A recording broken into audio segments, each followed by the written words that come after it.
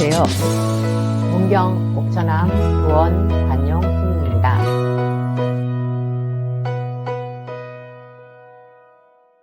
또 재미있는 얘기죠. 수행 중에 있었던 이야기를 할게요. 관세음보살이 어떤 모습으로 나타나는지. 제가 청관산의 동굴에서 가끔씩 가서 몇 날 며칠 가서 동굴에서 수행하고 오고 할 때였어요.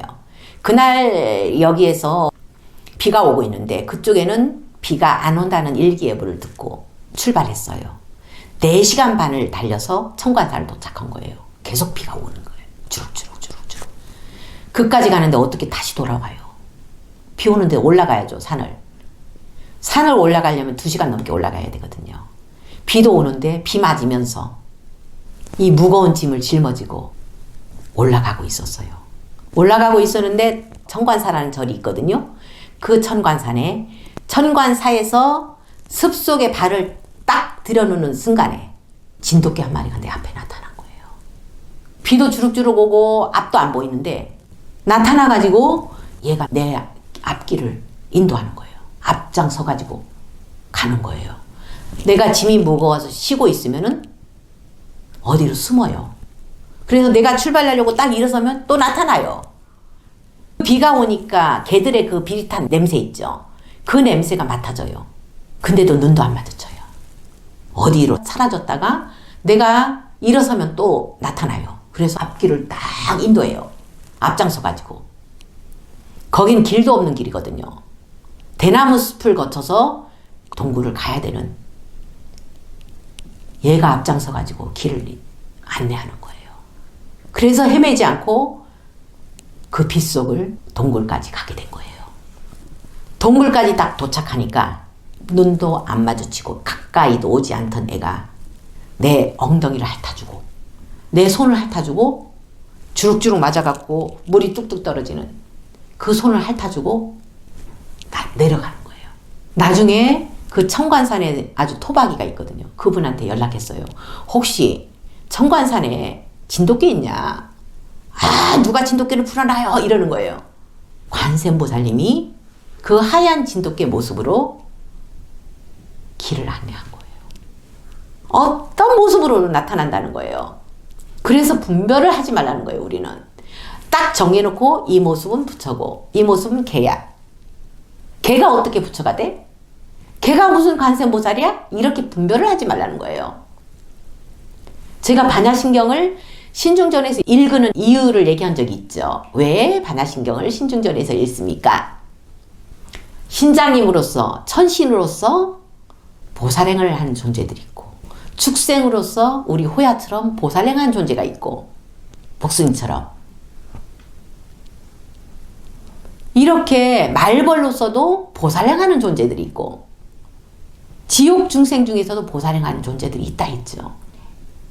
다 보살의 다른 모습일 뿐이에요. 우리는 딱 정해놓고 요렇게 생겨야 황금빛이 나고 이래야 부처다. 이렇게 정해버리니까 부처를 못 보는 거예요. 그럼 다음 생도 부처 못 봐요. 성불 못 해요. 모든 존재가 부처라는 걸 어떻게 알겠어요? 이렇게 분별하면 모든 존재가 불성이 있고 모든 존재가 부처라는 걸 어떻게 알겠냐고요. 이렇게 분별하게 되면은 결국은 부처도 되지 못하고 분별을 계속하면은 열반에 이르지도 못하고 고통에서 벗어나지도 못해요. 계속 분별하는 거예요. 저 사람은 선한 사람, 이 사람은 악한 사람, 이 사람은 남자, 이 사람 여자. 분별을 제일 많이 하는 곳이 어디예요? 종교예요, 종교. 천주교는 신부님하고 수녀님하고 급이 달라요. 신부님은 남자니까 성직자라고 표현하지만 수녀님은 성직자가 아니에요. 그렇게 분별을 해요. 그리고 이슬람교는 거기 가르침의 핵심은 뭐라고 했어요? 모든 인간은 신 앞에 평등하다 했죠. 근데 남녀 차별이 제일 심한 곳이 이슬람이에요. 어떻게 이렇게 거꾸로 가요? 종교가 사람들을 제대로 인도해서 고통에서 벗어나게 해야 될 종교가 거꾸로 가고 있다는 거예요. 성인의 말씀을 왜곡시키고 잘못 전달하고 있다는 거죠. 그래서 전쟁 일으키고 네 편, 내 편. 저들은 다 사도야. 그러니까 전쟁 일으켜갖고 우리 편으로 만들어야 돼. 가서 다 죽이고 종교라는 이름으로 신이라는 이름으로 전쟁을 일으켜갖고 사람들을 혼란 속에 고통 속에 빠지게 하는 거잖아요. 그래서 이렇게 분별을 없애야 된다는 거죠. 분별을 하지 말아야 된다는 거죠. 분별하지 않으면은 열반은 저절로 가요. 죄를 지을 일이 없잖아요. 인간하고 축생하고 둘이 아닌데 어떻게 잡아먹어요? 나하고 평등한데 어떻게 잡아먹어요? 아주 끔찍한 얘기 하나를 할게요. 저 엊그제 들은 얘기예요. 어느 스님한테. 저 화북이라고 요 근처에 있어요. 저쪽에 화북이란 곳이 있어요. 화서 옆에 화북이에요. 그 화북에서 실제로 있었던 이야기예요. 어느 집에 개를 키웠대요. 개를 키웠는데 그걸 잡아먹게 된 거예요. 나무에 매달아갖고 목을 매가지고 기절시켜갖고 뭐 다 죽었는 줄 알고 불에 거슬린 거예요. 거슬리는 순간 얘가 깨어난 거예요. 기절했다가. 그래가지고 도망갔어요. 도망간 거를 이 주인이 3일 동안 쫓아다니면서 얘를 잡은 거예요. 얘를 잡아가지고 이제는 그때는 나일론줄로 묶었고 이번에는 쇠줄로 묶은 거예요. 쇠줄로 묶어갖고 나무가 어떻게 생긴 나무냐면은 가지가 이렇게 생긴 자리 있죠. 여기다가 쇠줄로 묶은 거예요. 묶어갖고 잡아가지고 죽여갖고 가마솥에 맛있게 해먹은 거예요. 그러고 나서 2달 후에 무슨 일이 생겼냐. 오토바이 타고 가다가 이 사람이 오토바이를 타고 가다가 어떤 할머니가 나타난 거예요. 그 앞에 딱 튀어나온 순간 할머니가 튀어나오는 순간 오토바이를 딱 멈췄겠죠. 멈추는 순간 이게 튀어나간 거야. 오토바이에 탔던 사람이 튀어나가가지고 그렇게 생긴 나무에 매달려가고 목을 턱 매달려가고 죽었대요.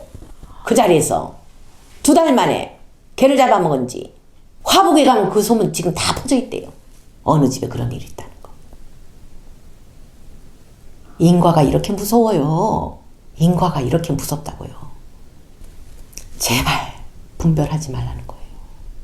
짐승과 나를 분별하지 말고 인간 축생 분별하지 말고 나와 남을 분별하지 말고 분별하게 되면 고통이 있는 거예요. 내 자식만 잘 돼야 되니까. 남의 자식은 못 돼도 되고 내 자식만 잘 되지. 이렇게 분별하면서 고통이 있는 거예요. 이렇게 집착하면서 고통이 있는 거예요. 집착의 결과는 고통이니까. 그래서 금강경에는 아상, 인상, 중생상, 수자상을 깨라는 거예요. 그럼 그게 바로 법공이라는 거예요. 둘이 아닌 이치. 그게 법공입니다. 둘이 아닌 이치면은 저 축생하고 내가 둘이 아니라는 거죠. 근본도 같잖아요. 그 자리에서 왔잖아요. 부처 자리에서 왔잖아요. 업에 따라서 껍데기만 저 모습일 뿐이잖아요. 근데 우리는 분별해가지고 나보다 약한 존재를 무자비하게 그렇게 살생하는 거예요. 그 과보로 인과로 고통을 당하게 되는 거고. 둘이 아닌 이치. 실천하고 열심히 실천하다 보면은 깨달음은 온다는 거예요. 어떤 깨달음? 우리가 다 부처라는 거. 아셨죠? 감사합니다.